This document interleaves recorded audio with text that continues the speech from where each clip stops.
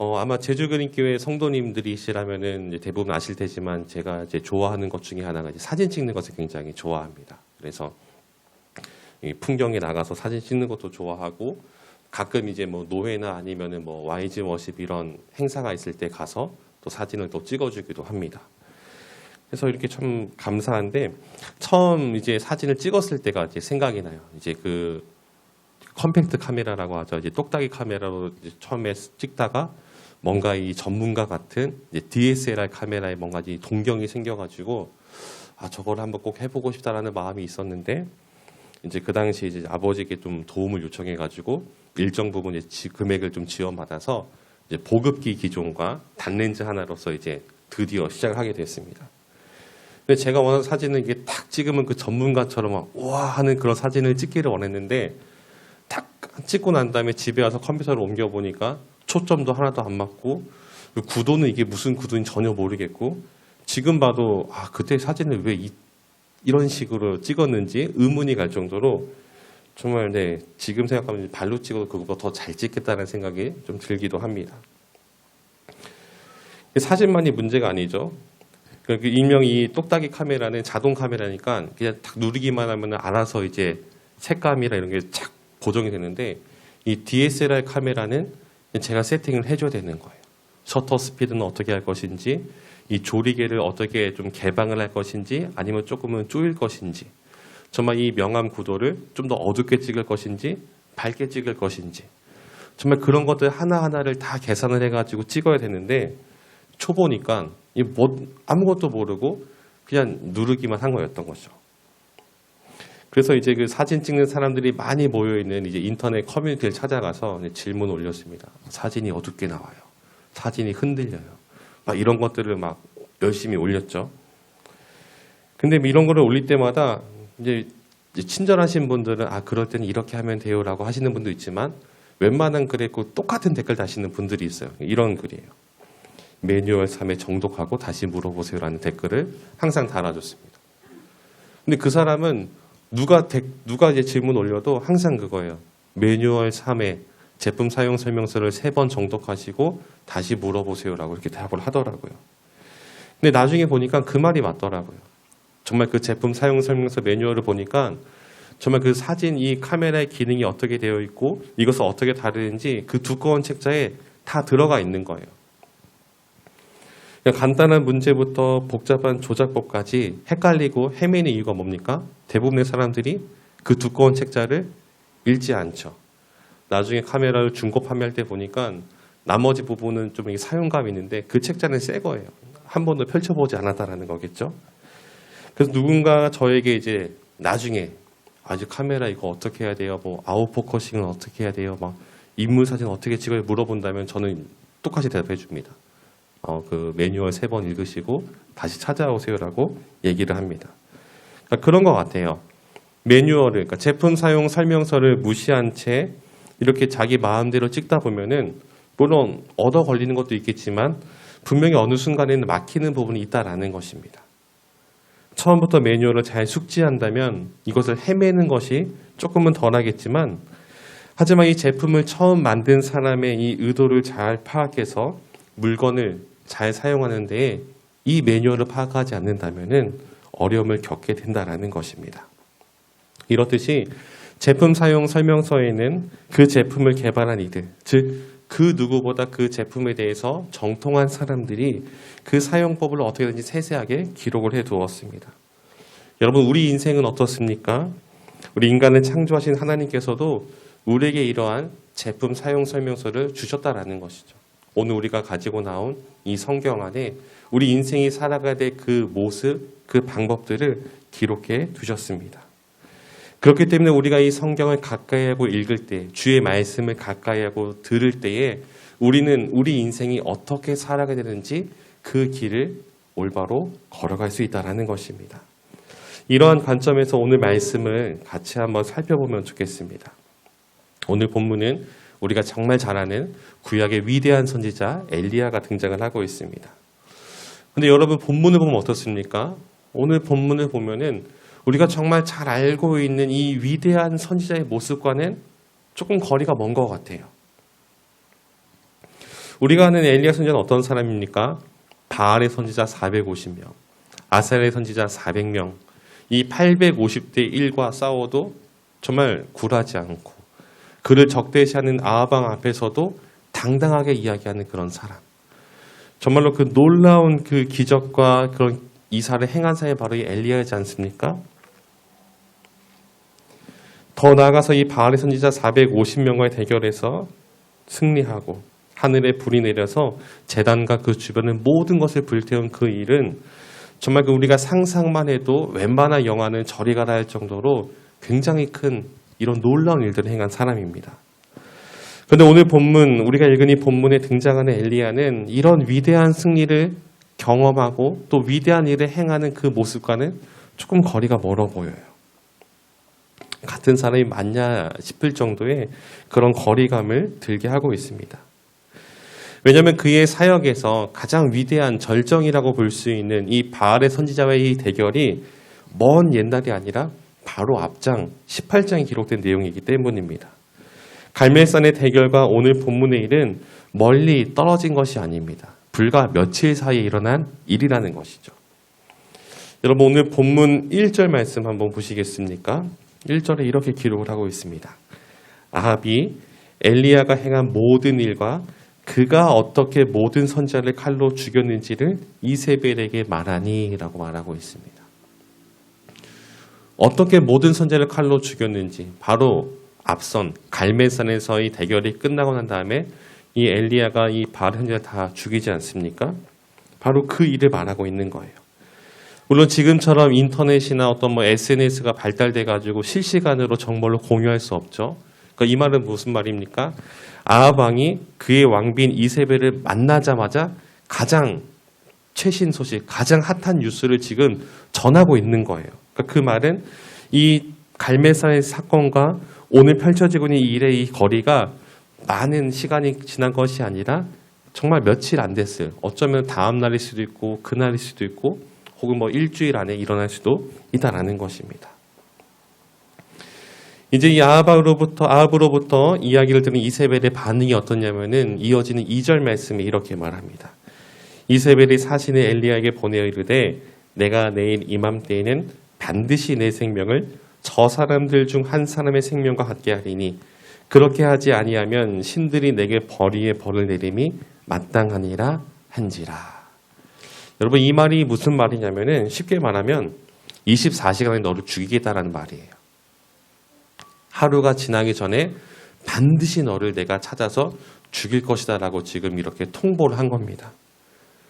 그러니까 이스라엘 나라 자체가 굉장히 좁기 때문에 또 많은 사람들이 그 눈이 엘리야를 주목하고 있기 때문에 그가 어디를 향해 가고 있는지 어디에 있는지 이미 이세벨에게는 정보가 다 들어가고 있는 상황이에요. 그렇기 때문에 하루 안에 24시간 내가 반드시 너를 찾아내서 죽일 것이다.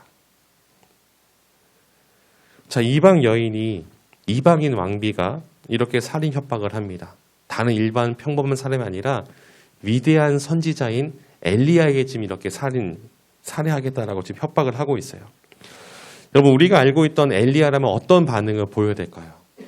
불과 며칠 전, 하루 전, 얼마 되지 않은 그 시간 가운데에 이 바알의 선지자와 싸워가지고 이겨가지고 그들을 다 죽인 엘리야라면 여러분 어떤 반응을 보여야 되겠습니까?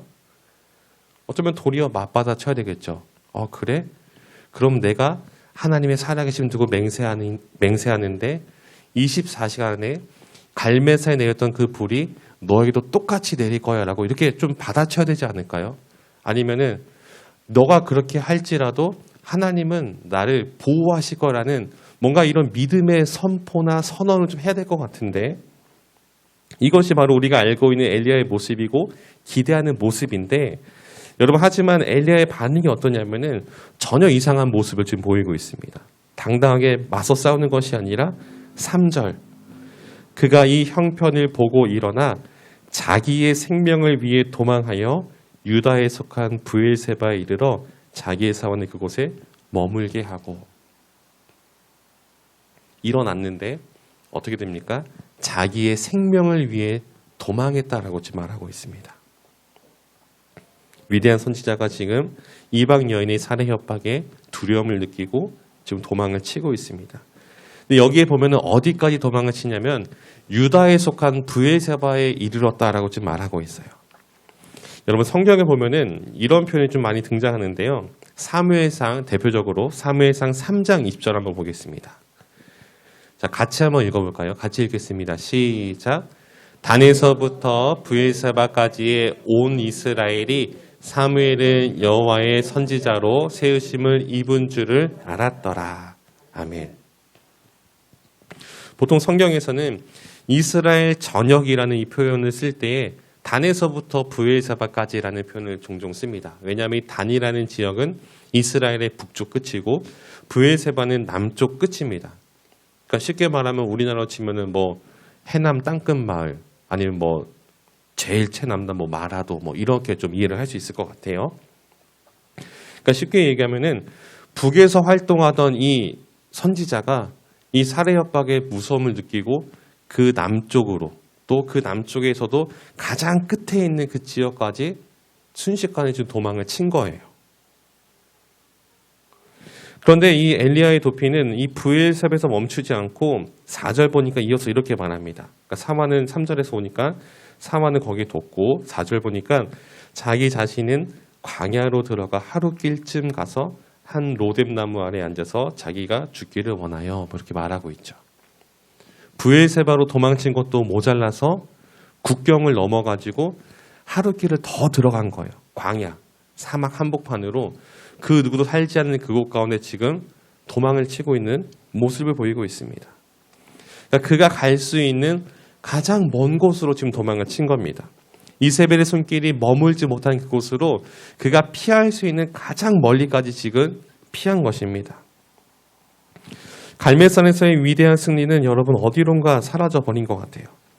그는 철저히 도망치는 그런 모습으로 불과 얼마 전에 있었던 이 사건과는 무관하게 너무도 연약한 모습으로 도망을 치는 두려움에 지금 가득한 그런 모습을 지금 보여주고 있습니다. 저는 이 부분을 읽을 때 좀 의아했습니다. 아니 갈멜산에서 그렇게 위대한 승리를 겪었는데 왜 이제 와서는 도망치는 모습을 보이는 건가? 어떻게 사람이 한순간에 이렇게 변할 수가 있는가? 이유가 뭘지 좀 많이 궁금해했습니다. 찾아보니까 이런 부분에서 어떤 이 좀 기독교 단어가 생각이 안 나는데 갑자기 이 부분에 대해서 이제 기독교에 속해 있는 어떤 뭐 심리학자라든지 어떤 뭐 상담을 좀 잘하시는 그런 분들은 이것을 통해서 엘리야의 뭐 번아웃 증후군이라고 표현하기도 합니다. 그러니까 이 사람이 너무 많은 일들을 해가지고 번아웃, 그러니까 탈진, 쉽게 말하면 영적인 탈진이 왔다라고 이렇게 좀 얘기를 하는 것도 본 기억이 납니다. 또 한 목사님은 이 부분에 대해서 설교를 하실 때에 이렇게 좀 언급을 하셨어요. 하나님이 행하신 놀라운 기적으로 말미암아 이스라엘이 하나님께 돌아올 것이라는 기대를 했지만 악의 세력은 도리어 엘리야를 죽이겠다고 쫓아오는 상황에서 외로움과 절망감, 우울감에 빠지게 된 것이다. 홀로 싸운다고 생각했으므로 좌절한 것이다. 그러니까 쉽게 말하면 이 번아웃 증후군으로서 엘리야의 상태를 지금 이해하고 있는 그런 모습이죠. 아마 대부분의 설교에서는 이렇게 이해를 하고 있는 것 같습니다. 저도 그렇게 생각했었고요. 근데 본문을 계속해서 묵상을 해보니까 엘리야의 이 기록들을 계속해서 좀 보면서 이 엘리야의 번아웃은 그러니까 그의 영적 탈진의 요인은 단지 어떤 이스라엘 사람들이 돌아오지 않는 그런 모습에서 오는 그런 철저한 실망감과 또 외로움과 우울감에 거기에만 있는 것은 아니다라는 생각이 들었습니다. 그의 번아웃이 이 영적인 탈진이 그냥 온 것이 아니라는 것이죠. 오늘 설교의 이 메인 아이디어는 제가 학부 시절에 송태근 목사님이 강의 시간에 좀 주신 것을 바탕으로 또 그 후에 제가 본문을 묵상하면서 깨닫게 된 것들을 좀 같이 한번 좀 나누면서 나갔으면 좋겠습니다. 엘리야라는 인물이 처음 등장하는 부분부터 우리가 좀 보게 되면 열왕기상 17장입니다. 열왕기상 17장 1절에 보면은 이렇게 말합니다. 길르앗에 우거하는 자 중에 디셉 사람 엘리야가 아합에게 말하되 내가 섬기는 이스라엘 하나님 여호와께서 살아계심을 두고 맹세하노니 내 말이 없으면 수년 동안 비도 이슬도 있지 아니하리라 하니라. 이게 바로 엘리야의 첫 등장입니다. 홀에 나타난 이 하나님의 사람 선지자는 북이스라엘의 가뭄이 임할 것이다. 수년 동안 비나 이슬이 내리지 않을 것이다 라는 선포로서 이제 역사의 한복판에 등장을 하게 됩니다. 이렇게 엘리야는 이스라엘 역사에 등장하게 되었고 많은 기적과 이사들을 행했습니다. 정말 굵직굵직한 것들 많이 행했죠. 이 자세한 그런 내용들 여러분들이 집에 가셔서 한번 좀 묵상해 보시면 좋을 것 같아요. 다만 지금 제가 몇 구절을 좀 읽어드릴 텐데 이 구절들이 여러분 공통점이 무엇인지 한번 좀 찾아보시면 좋을 것 같습니다. 열왕기상 17장 2절입니다. 제가 읽어드릴게요. 여호와의 말씀이 엘리야에게 임하여 이르시되 17장 8절입니다. 여호와의 말씀이 엘리야에게 임하여 이르시되 18장 1절 많은 날이 지나고 제3년에 여호와의 말씀이 엘리야에게 임하여 이르시되 너는 가서 아합에게 보이라 내가 비를 지면에 내리리라. 여러분 공통점이 무엇인지 좀 찾으셨습니까? 여호와의 말씀이 엘리야에게 임하여 이르시되 엘리야가 움직이는 기준은 바로 여기에 있었습니다. 하나님의 말씀이 그에게 임했을 때 그는 움직였어요. 그리고 그가 행했던 그 수많은 그런 이적들, 그 수많은 놀라운 그런 일들은 그가 하나님의 말씀에 순종해서 그대로 움직였을 때에 나타났습니다. 자, 여러분 이 조건을 기억하시길 바랍니다. 하나님의 말씀이 임하고 엘리야가 움직인다. 자, 여러분 이 조건을 기억하고 18장 말씀으로 좀 들어가 보면은 이 18장 말씀 우리가 정말 잘 알고 있는 이 갈멜산의 대결이 나오고 있습니다. 자, 조금 전에 읽었던 18장 1절에 보면은 하나님의 말씀이 엘리야에게 임했습니다. 그런데 하나님께서 그에게 말씀하신 것은 뭐예요? 너는 가서 아합에게 보이라. 그러니까 아합 왕을 만나라는 것이죠. 그리고 그에게 하는 말이 뭐예요? 내가 비를 지면에 내리리라. 이제 비가 내릴 것입니다. 이것을 전하면 되는 거예요. 다른 부연 설명이 없고 다른 지시가 없습니다. 아합에게 가서 이제 비가 내릴 것이냐라고 말해라. 이게 바로 하나님께서 그에게 말씀하신 내용이에요. 하나님은 엘리야에게 자 이제 갈멜산에 이스라엘 사람들 다 모으고 바알의 선지자, 이세벨의 선지자 다 모아가지고 그들과 대결을 펼쳐서 누가 참된 신인지 누가 정말 이 땅에 살아있는 신인지를 대결 중에서 보여줘라라고 말하지 않았습니다. 하나님 말씀하신 건 뭐예요? 비가 내릴 것이다라는 것을 전하라는 것뿐이었습니다. 이전과는 다르게 지금 엘리야는 하나님의 말씀대로가 아닌 본인의 의지대로 지금 이 일을 벌이고 있는 것입니다. 송태근 목사님은 이제 이 부분을 이렇게 해석을 하셨습니다. 그러니까 갈멜산의 대결은 하나님의 방식이 아닌 이방의 방식이다. 하나님의 선지자가 하나님의 방식대로 행한 것이 아니라 이방의 방식으로 그들과 대결을 펼친 것이다라고 그렇게 강의 시간에 말씀을 해주셨습니다. 그러니까 강의를 들은 지 좀 오래돼가지고 정확한 문장으로 제가 말하기는 어렵지만 그 의미만은 기억을 하고 있습니다. 왜 하나님의 선지자인 이 엘리야가 하나님의 방식이 아닌 지금 이방의 방식으로 이 사람들과 대결을 펼치고 있는 것일까요? 여러분 이방 신들의 제사 방식은 어떤 방식인지 여러분 아십니까? 특히나 이 북이스라엘 대부분의 사람들이 믿고 있었던 이 바알을 섬기는 건 아세라를 섬기는 이 제사 방식 여러분들 혹시 들어보셨습니까? 바알은 풍요의 신이라고 합니다. 풍요. 농사, 그 당시 다 농경사회니까 이 농사의 신. 아세라는 다산의 신. 아이를 많이 낳길 다산의 신입니다. 두 신의 결합이 다산과 풍요를 가져다 드므로 그 둘의 결합을 상징하는 다양한 방식의 비도덕적인 성적 결합이 종교적 의식 안에 행해졌습니다. 그렇기 때문에 신전 안에서 이 사제들과 그 신전 안에 이제 공식적인 이제 창녀들도 있었고 그 신전 안에 제사를 드리면서 그들이 행하는 것은 다른 것이 아니라 성적의 문란함을 보여주는 것이었습니다. 공개적인 매춘이 성행하였고 이는 점차 그 사회 가운데 이 성에 대한 문란함을 가져왔습니다. 소돔과 고모라가 그랬었고 중동 지역의 수많은 나라들이 바로 이런 성적인 문제들을 안고 있었습니다.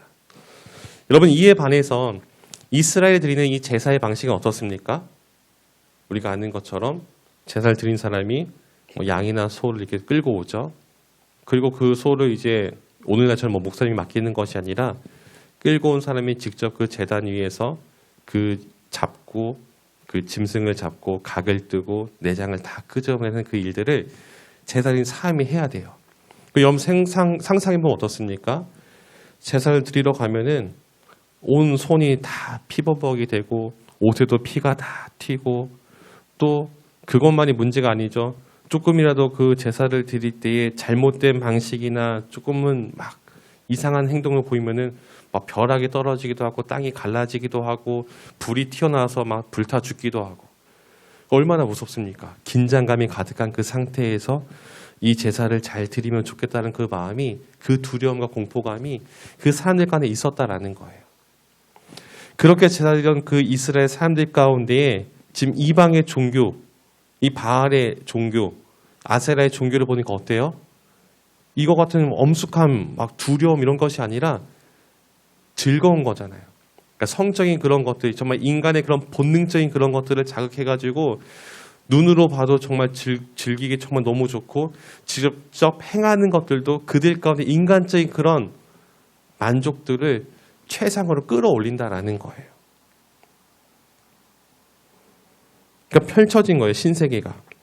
인간의 말초신경을 자극하는 황홀국에 빠져가지고 더 이상 재미없는 하나님을 제사하는 것보다는 어차피 똑같이 풍요를 주는 신이라면은 나를 좀 더 즐겁게 해주는 그 바알이 더 낫지 않을까라는 그 생각이 그들 가운데 만연해 있었다라는 겁니다. 이미 그들은 딱딱하고 재미없는 그 하나님을 믿는 것보다 조금 더 자극적이고 조금 더 그들을 기분 좋게 하는 그런 이방 종교들에 심취해 있었다라는 거예요.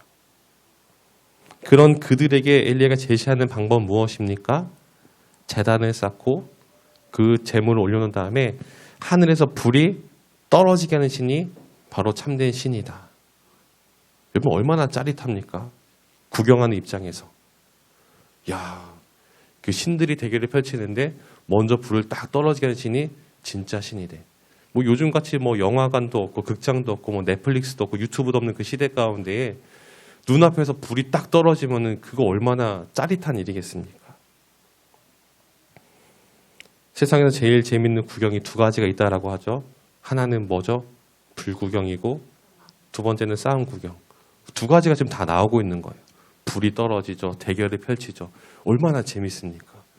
이거는 홍보하지 않아도 입소문으로 이스라엘 사람들이 몰려올 수밖에 없는 거예요. 야, 불구경, 싸움 구경 일어났는데. 와, 진짜 이거는 다 가서 봐야 되지 않을까? 다 몰려오는 겁니다.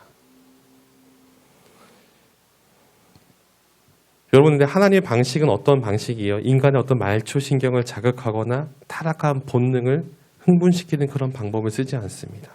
하나님의 엘리야에게 그런 방식으로 이방인들이 행하는 그런 방식으로 하나님을 나타내라라고 말씀하시지 않았습니다.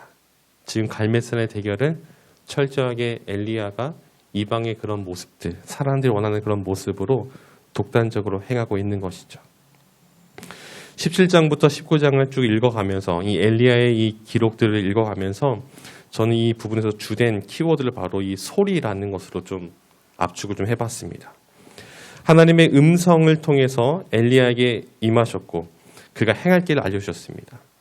갈멜산에서 바알을 열심히 불렀던 이 바알의 선자들에게 여러분 어떤 일이 일어났습니까?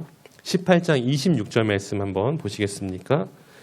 그들이 받은 송아지를 가져다가 잡고 아침부터 낮까지 바알의 이름을 불러 이르되 바알이여 우리에게 응답하소서나 아무 소리도 없고 아무 응답하는 자도 없으므로 그들이 그 쌓은 제단 주위에서 뛰놀더라.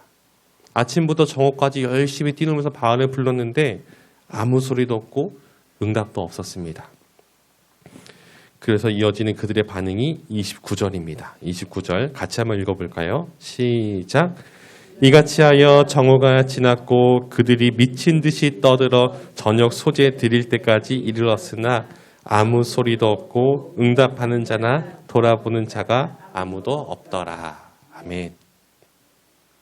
다시 반나절을 열심히 부릅니다.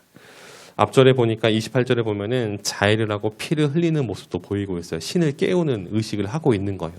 잠들어 있는 신을. 점점 분위기가 고조되고 있지만 성경은 기록합니다. 여전히 아무런 소리도 없고 응답한 이도 없었다라고 말합니다. 근데 문제는 과연 이 바알만 아무 소리가 없고 응답이 없었을까요? 여러분 성경을 가지신 분들은 18장 한번 빠르게 한번 훑어보시고 집에 가셔서 한번 읽어보시면 좋을 것 같아요. 1절에 하나님께서 엘리야에게 임하셔가지고 말씀하신 그 이후부터 하나님은 18장 내내 등장하지 않으세요. 철저히 침묵을 하십니다. 갈멜산에 불이 내리는 그 순간에 정말로 그 하늘이 열리고 하나님의 음성이 들릴 법도 한데 그 모든 순간조차 침묵을 하십니다. 물론 우리는 엘리야의 차례 때 하늘에서 이 불이 내림으로써 하나님께서 응답하신 것이 아니냐라고 생각할 수도 있어요. 다만 이는 하나님께서 자신이 하나님이심을 드러내기 위한 것이지 결코 엘리야의 방식에 동조하시거나 그를 인정하시다라고 우리가 볼 수가 없습니다. 18장 1절 이후로 하나님의 소리는, 하나님의 음성은 엘리야에게 그리고 이스라엘 사람들에게 들려지지 않습니다. 지금껏 엘리야는 하나님의 음성을 듣고 그 음성을 바탕으로 움직였는데, 그리고 그렇게 행했을 때 하나님께서 역사하시고 응답하시는 것을 경험했는데, 하지만 이 갈멜산에서 비록 하나님의 불은 내렸지만 하나님의 음성이 들리지 않는 하나님의 침묵 속에서 엘리야는 처음으로 불안함을 느꼈을 것입니다. 이전까지 하나님께서 그와 함께 하신다라는, 하나님이 나와 함께 하신다라는 그 믿음이 있었고 그것을 경험해 왔었지만 갈멜산 이후로 그는 전혀 그것을 느낄 수가 없었습니다. 그렇기 때문에 오늘 이세벨의 살해 협박 속에 강하게 대처하는 것이 아니라 자신의 생명을 보존하기 위해서 너무도 초라한 모습으로 멀리 도망치고 있는 것입니다. 이제 그가 도망치고 난 이후 하나님의 산 호렙에 이르렀을 때 드디어 하나님께서 그에게 나타나셔서 하시는 말씀이 무엇이냐면 19장 9절입니다. 엘리야가 그곳 굴에 들어가 거기서 머물더니 여호와의 말씀이 그에게 임하여 이르시되 엘리야야 내가 어찌하여 여기 있느냐. 어찌하여 내가 여기 있느냐. 이 물음에 엘리야는 답합니다. 10절 말씀.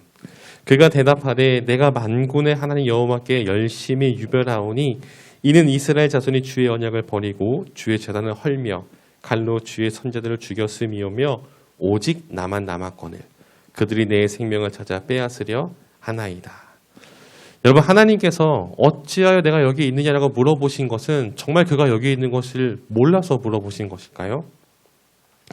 아담이 선악과를 먹었을 때도 하나님이 이렇게 물어보셨어요. 창세기 3장에 보니까 여호와 하나님이 아담을 부르시며 그에게 이르시되 내가 어디 있느냐. 하나님 찾아보시면서 물어보세요.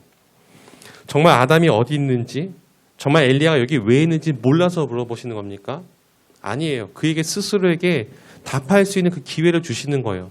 네가 지금 여기 왜 와 있는지, 네가 지금 여기서 뭐 하고 있는지 너 스스로 좀 생각해봤니? 그것을 좀 나에게 말해주지 않겠니라고 지금 물어보시는 겁니다. 그가 먼저 나와서 하나님께 고백하기를 지금 원하신다라는 것이죠. 그런데 엘리야의 답은 무엇입니까? 하나님, 제가 갈멜산에서 제 뜻대로 이렇게 행해라 여기까지 왔습니다라고 고백하는 것이 아니라 제가 정말 주를 위해서 지금까지 열심히 일했는데 도리어 세상은 저를 죽이려 하고 있고 주를 믿는 사람은 여전히 저밖에 없음이라고 지금 이렇게 토로하고 있는 거예요. 그런 그에게 하나님은 굴 밖으로 인도하시죠. 그리고 보여주십니다. 강한 바람이 지나갑니다. 바위도 부술 만큼 강한 바람이 지나가요. 하지만 그 속에도 하나님은 계시지 않죠.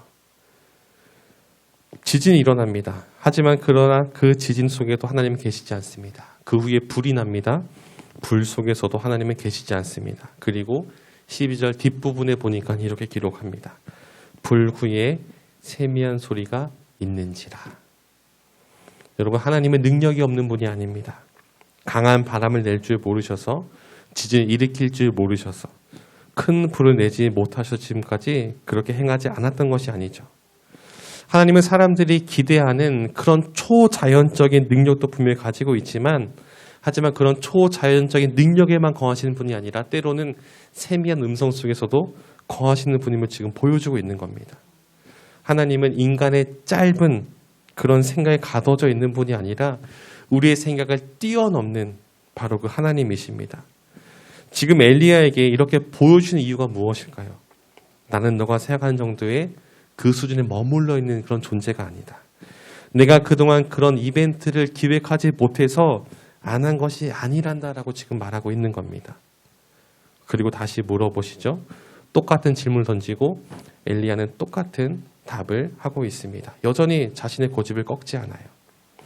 사실 이스라엘에는 엘리야만 남아있는 것은 아니에요. 이미 18장 초반부에 보게 되면은 아합의 신하였던 이 오바댜라는 이 사람이 여호와의 선지자 50명씩 그러니까 두 조로 나눠서 굴 속에 이제 숨겨두고 그들에게 양식을 주면서 따로 그들을 보호하고 있는 그런 모습을 고백하고 있는 장면을 찾아볼 수가 있습니다.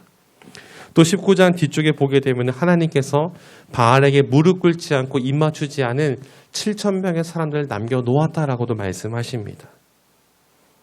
하지만 엘리야는 독단적으로 움직인 것에 대한 자기 합리화를 지금 하고 있는 거예요. 하나님이 이렇게 설명하셨음에도 불구하고 여전히 자기 자신을 보호하고 있습니다. 오늘 본문에 등장하고 있는 엘리야는 사실 번아웃 증후군이라기보다는 하나님의 선지자가 하나님의 말씀대로 행하지 않고 하나님의 방법대로 행하지 않고 자기 소견에 오른 대로 세상의 방식대로 행동한 결과가 무엇인지를 보여주고 있습니다. 사실 여러분 결과만 놓고 본다면 누가 엘리야를 탓할 수가 있겠습니까?